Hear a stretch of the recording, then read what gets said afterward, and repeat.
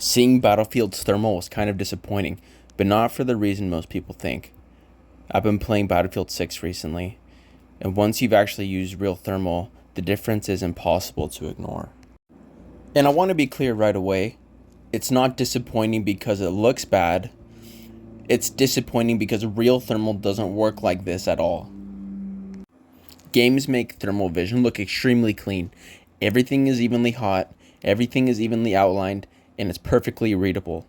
Aircraft glow uniformly, vehicles glow uniformly, people glow hot throughout their entire bodies. Real thermal is nothing like that. And that's okay. I'm just here to tell you the facts.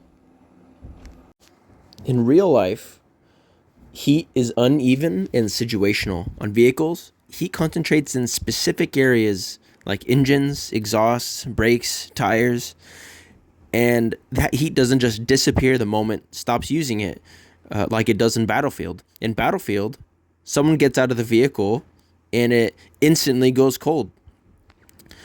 It's the same thing when someone gets in the vehicle is cold and they get in and it turns hot. In reality, the engine and these tires would stay hot for a long time, or in the inverse, it would take a while to heat up. This is actually a great example right here. A car had just left, it's hot outside, and you could visibly see where the car was just sitting, and that's just an artifact of thermal.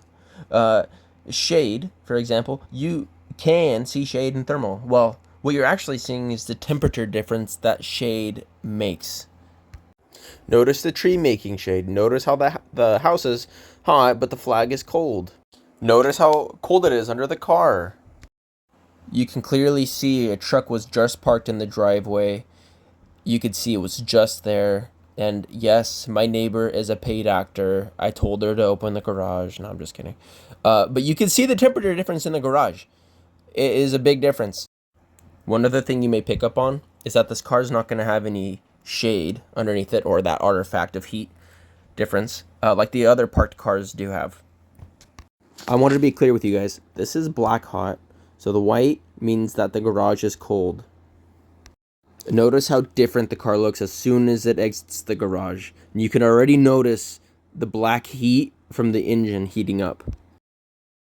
Perfect example right here. The ATV is not being used, but if someone gets on it, it's going to light up. Like, the whole thing's going to be lit up. Just like that attack helicopter in that tank. Here's another vehicle, cold as everything else around it. The vehicle's sitting there, someone gets in it, and all of a sudden, the whole vehicle lights up like a candle. In reality, the engine and those tires would heat up slowly over time, or after being driven. That's how tires get hot. Or when someone gets out, the engine and the tires wouldn't just go cold instantly. So it's the same thing with people, right? Games make people glow like perfect silhouettes. In real thermal, humans don't always pop clearly. Movement matters, background temperature matters. Sometimes you detect something, but you didn't immediately know what you're yet looking at. Another thing I noticed is the gun barrels. In Battlefield, the barrels don't heat up visually. In real life, barrels heat up and get extremely hot. On thermal, they don't look subtle. They turn into literal lightsabers. But in the video game, they all stay the same temperature, no matter if they're going cyclic, they're shooting full auto, doesn't matter. They're all the same temperature. The biggest difference, though, is heat clutter. Real thermal is very messy.